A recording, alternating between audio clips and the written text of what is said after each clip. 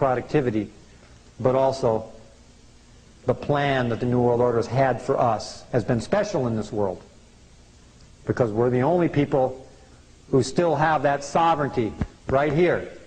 It's right there, and it's alive and well. We might have to dust it off a little bit.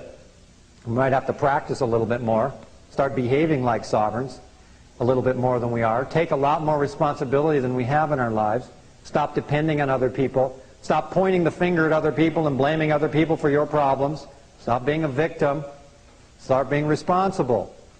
We're all responsible. And that's the beginning of the values and the virtues that we need to reestablish in order to get the constitutional republic back in order again. And it's going to come and rise up out of the people, out of necessity, but also out of a spiritual vision that we can, in fact, that we must. We're compelled. We're compelled by what is right, by what is true, and by the natural law and by God's law to do so. So just briefly, how's our time getting here? We got about 10 minutes? Okay, we're perfect then. Perfect timing. I've got to talk a little bit about the legal system because I have not said a lot about it, but as you'll see, it relates perfectly and correlates to the political system and also the economic system. When the country went bankrupt the first time, we went off of the common law.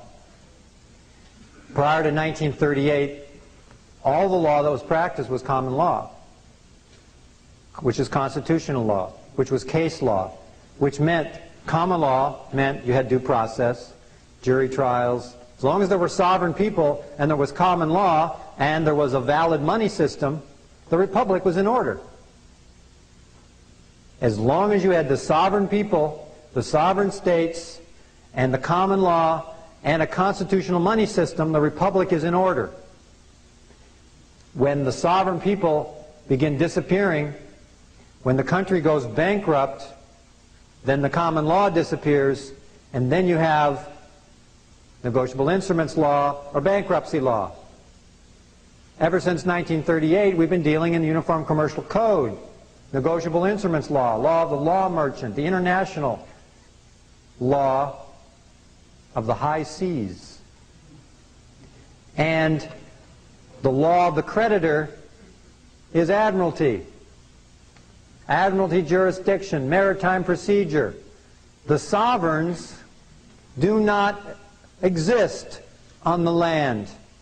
They exist on the sea, in between nation states, in legal structures that exist under admiralty and maritime. All the power structures that are sovereign do not have allegiance to nation states. The nation states are their servants. They're created as ships of state to execute the sovereignty. The sovereign powers have always used the admiralty jurisdiction and maritime procedures to execute their procedures. That is the only thing going on in the courts today. All issues of traffic, revenue, and insurance are admiralty. And in an admiralty proceeding, which most people don't understand because they can't conceive of it, they think that, one, we still have a Constitution and a Bill of Rights, and it's the law of the land, and we have common law, and we have rights, and we have due process, and there's actually procedures here that follow the constitutional standards. There are none. Remember, there is no Constitution or Bill of Rights without the sovereign people. There is no common law in a bankrupt country. There's only admiralty law.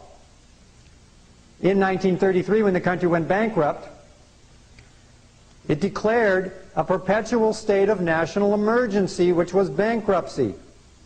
We've been in a perpetual state of national emergency since 1933. There have been 470 consecutive states of emergency without a breath for the constitutional republic to breathe.